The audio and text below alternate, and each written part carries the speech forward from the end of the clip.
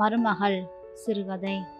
தன்யாவின் mobile phone வெகு நேரமாக அடித்து கொண்டு இருந்தது. கொல்லை பக்கம் மாடுகளுக்கு தீவனம் கரைத்து கொண்டிருந்த அம்மா அம்பிகையிடம் வந்தாள் வானதி. தன் மொபைல் போனிலிருந்து கண்களை எடுக்காமலே, அம்மா, அண்ணி எங்க போச்சு? அதோட போன் ரொம்ப நேரமா அடிச்சுக்கிட்டே இருக்குது என்றாள். கோவிலுக்கு போறதா சொன்னா அதிசயமா இருக்குதே, போனை வச்சுட்டு போயிருக்கிறாளா? கர்ணன் கவச குண்டலத்தோட பிறந்த மாதிரி எந்த நேரமும் கையில தானே வச்சுக்கிட்டு இருப்பா. போய் பாரு யாருன்னு என்றாள் அம்மா. மாட்டு கொட்டகை பக்கத்தில் இருந்த சிமெண்ட் தீவன தொட்டி ஓரம் அமர்ந்தவாறே, நான் முக்கியமான வேலையில இருக்கிறேன், நீ போய் பாரு என்றாள் வானதி. கன்றாவி, இந்த மொபைல் போனால ஒரு நாயும் உருப்பட போறதில்ல என திட்டியபடியே கையை கழுவிக்கொண்டு உள்ளே வந்தாள் அம்பிகை. தொடர்ந்து ஒலித்த மொபைல் போன் அழைப்பில் எரிச்சலானாள். யார் அழைப்பது என்பதை கூட பார்க்காமல் எடுத்து ஹலோ என்றாள். மா, நல்லா இருக்கிறியா என கேட்கும்போதே கண்களில் கண்ணீர் பொங்கியது. துபாயில் இருக்கும் மகனின் குரலை கேட்கும் ஒவ்வொரு முறையும் அவளுடைய கண்கள் குளம் கட்டி கொள்வதுதான் வழக்கம். ராத்திரியில தானப்பா ஃபோன் பண்ணுவேன், அதான் யாரோன்னு நினைச்சிட்டேன். உடம்பு சரியில்லைம்மா, அதனால இன்னைக்கு லீவு போட்டுட்டேன் என்றான் ஆதவன். ஐயோ, என்னப்பா ஆச்சு? மா, லேசா தான் தலைவலி, வேற ஒண்ணும் இல்ல. ஆமா, தன்யா எங்க போயிருக்கிறா? அவ கோயிலுக்கு போயிட்டாப்பா. எங்க போனாலும் செருப்பு போட மறந்தாலும் மறப்பாளே தவிர மொபைல் போனை மறக்க மாட்டான். இன்னைக்கு என்னமோ அதிசயமா வச்சுட்டு போயிருக்கிறா. சாமி கும்பிடும்போது தொந்தரவா இருக்கும்னு வச்சுட்டு போனால என்னவோ. தோள்பட்டையில் முகவாயை இடித்தபடி, ஆமா, உன் பொண்டாட்டியை எப்பவும் விட்டு தர மாட்டியே என்றாள் அம்பிகை. அம்மா, வானதியை வந்து பார்த்துட்டு போனதா சொன்னியே, அந்த வீட்டிலேருந்து செய்தி ஏதாவது வந்ததா என்றான் ஆதவன். அந்த இடம் சரிப்பட்டு வராது என திடீர் வெறுப்பை வெளிப்படுத்தினாள் அம்மா. அம்மா, அவன் குடிகார பயலாம், பொண்டாட்டி வந்தா திருந்திடுவான்னு தரகன் சொல்றான். பெண்ணை சமைக்க சொல்லி கொடுத்துதான் வளர்த்துக்கிறோம். சமூக சீர்திருத்தம் பண்ணவா நம்ம பிள்ளைய பெற்று வச்சிருக்கிறோம். அதே கவலையத்தான்ப்பா இருக்குது. இவளை நல்லவன் ஒருத்தன் கையில புடிச்சு கொடுத்துட்டா எனக்கு பாரமே குறைஞ்சிடும். கவலைப்படாதீங்கம்மா, உங்ககிட்ட ஒரு விஷயம் சொல்றதுக்கு தான் ஃபோன் பண்ணேன். இங்க என் கூட ஒரு பையன் வேலை செய்யறான். அவன் பேரு மகேஷ். ரொம்ப நல்ல குணம், பொறுப்பானவன். என்னை விட அதிகமா சம்பளம் வாங்குறான். நல்லா உழைப்பான். நம்ம தன்யாவுக்கு அவனை பார்க்கலாம்னு நினைச்சிட்டு இருக்கேன். நல்லா செவச்செவன்னு இருப்பான். அடுத்த வாரம் வரான். அவன்கிட்ட துணிமணியும் பணமும் கொடுத்து விட்டுருக்கிறேன். நம்ம வீட்டுக்கு வருவான். இங்க வந்ததும் அவனை நம்ம வானதிக்கு பேசலாம்னு இருக்கேன். சாட மாடையா நீங்க பார்த்து வச்சுக்கோங்க என்றான் ஆதவன். வானதியை காஃபி கொடுக்க சொல்லி அவன் பார்வையில படுற மாதிரியே பார்த்துக்கிறேன்ப்பா. என்ன சொல்ற? அந்த கணமே சம்மந்தியாகி தட்டுமாற்றும் நிலைக்கு தடுமாற துவங்கினாள் அம்பிகை. கேட்கவே ரொம்ப சந்தோஷமா இருக்குதுப்பா. தங்கச்சியை கட்டி கொடுத்தாலும் என் பக்கத்திலேயே இருந்து வேலை பார்க்க போறான் என்றான். எதுனாலும் நானே பார்த்துக்குவேன். அப்பா, இப்பதான் என் வயிற்றுல பாலை வாத்துக்கிற. இந்த வானதியும் ரொம்ப வெகுளியா இருக்குது. கல்யாணத்துக்கு அப்புறம் நம்ம வீட்டிலேயே வச்சுக்கலாம். எனக்கும் பிள்ளைய பிரிஞ்சு எடுக்க முடியாதுல்ல.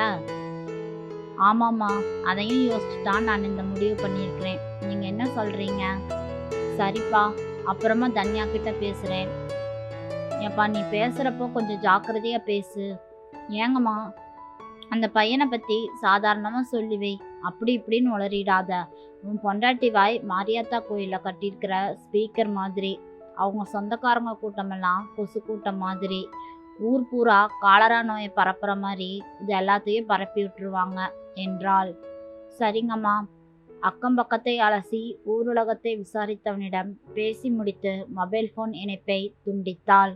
புது தென்புடன் பின்கட்டுக்கு வந்து, இந்தாடி இந்த மொபைல் போனை பாரு. வரேம்மா. அதுக்காக 10,000 ரூபாய் மதிப்புள்ள மொபைல் போனை தூக்கியெல்லாம் போட முடியாது என்றபடியே எழுந்து வந்தாள். ஆமா, 10,000. இனிமே நீ 50,000த்துக்கு கூட வாங்கிக்கலாண்டி. ஏம்மா, உன்கிட்ட அவ்வளோ காசு இருக்குதா? உங்ககிட்டயே அவ்வளோ காசு வரப்போகுதுடி. அது எப்படிம்மா என ஆச்சரியமானாள் வானதி. மகள் அருகே வந்ததும் ஆசையுடன் கன்னத்தை தடவி இந்த விஷயத்தை சொன்னாள்.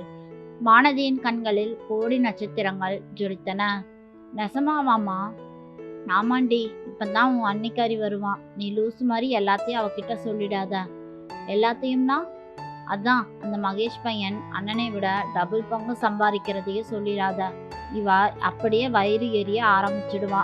அந்த எரிச்சல்ல எல்லாமே கருகி போயிடும். நம்மை விட நம் நாத்தனார் பணக்காரியா ஆயிடுவாள்னு நினைச்சு இந்த கல்யாணத்தை தடுக்க கூட நினைப்பா. ஊர்ல தான் மட்டும்தான் துபாய்க்காரன் பொண்டாட்டின்னு கர்வம் பிடிச்சவ. அப்புறம் உன்னையும் துபாய்க்கார பொண்டாட்டின்னு சொல்லிட்டா அவளுக்கு பொறுக்குமா என்ன? அதுக்குன்னே கலகம் பண்ணுவா. அதனால வாயை வச்சுக்கிட்டு சும்மா இரு என்றாள். அம்மா, நீ ஏன் வாயை அடைக்கலாம். ஆனா ராத்திரி ஃபோன் பண்ணி அண்ணன் பொண்டாட்டிக்கிட்ட எல்லா விஷயத்தையும் சொல்லிடுமே, அது சொல்லாதா? சொல்லக்கூடாதுன்னு நான் கண்டிச்சு வச்சிருக்கிறேன்டி. நீ பொண்டாட்டிய பொறாமைன்னு சொன்னா அண்ணா உன்னை பத்தி என்ன நினைக்கும்? நான் என்ன உன்ன மாதிரி லூசா? அவ ஒரு ஓட்டவாய். அம்மா வீட்டில் சொன்னா அவ ஜாதி சனமெல்லாம் ஆவேசப்படுன்னு தான் சொல்லி வச்சிருக்கிறேன். ஓ, அண்ணி சொந்தக்காரங்க தலையில போட்டுட்டியா? பழைய ஆளுதாமா நீயே என்றாள் வானதி. ஆதவன் சொன்னது போலவே அடுத்து வந்த வெள்ளிக்கிழமை அன்று போன் செய்து வீட்டுக்கு வந்தான் மகேஷ். தோற்றமும் பார்வை பளிங்கின் சுத்தமாக இருந்தது. அவனுடைய சொற்கள் எல்லாம் கற்புடையவையாக இருந்தது. காஃபி கொண்டு வந்த வானதியை பார்வையால் விழுங்காமல் பெயர் படிப்பு என பண்பாடாக கேட்டது. அவனுடைய அந்தஸ்தில் அம்மா மயங்கிவிட்டாள்.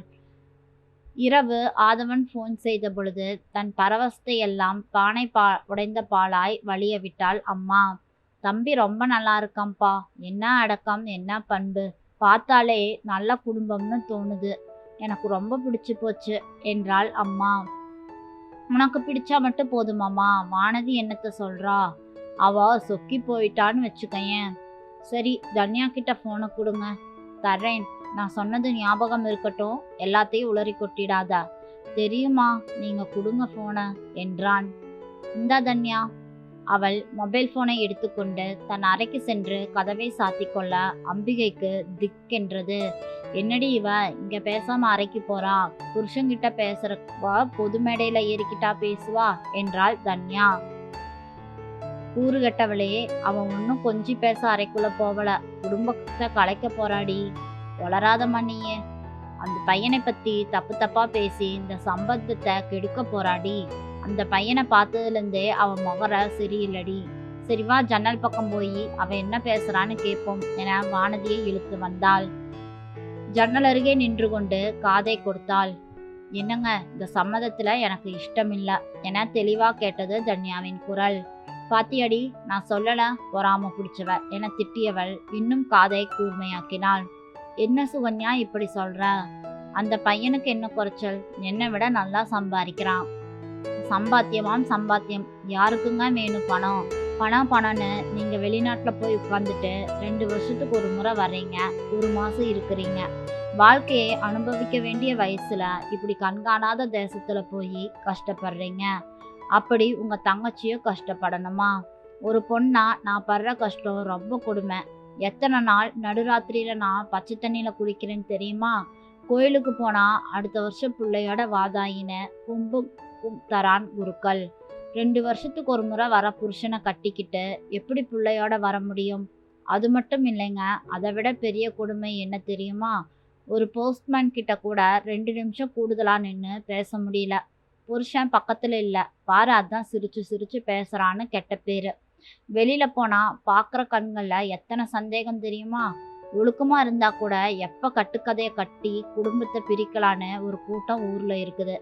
துபாய்க்காரன் பொண்டாட்டின்னு ஊர் சொல்றது போய் துப்பு கெண்டவன் பொண்டாட்டின்னு பேரு வந்துடும் போல. கஞ்சியோ கூழோ எது குடிச்சாலும் நிம்மதியா புருஷன் பொண்டாட்டியா வாழ்றது தான் வாழ்க்கை. நான் படுற கஷ்டத்தையும் வேதனையும் உங்க தங்கச்சிக்கு வேண்டாங்க. அவ வயசுக்கேத்த வாழ்க்கைய வாழட்டுமே என கூறினாள் தன்யா. வாயில் முந்தானியை வைத்து அடக்கி கொண்டு மகளை அணைத்து கொண்டாள் அம்பிகை.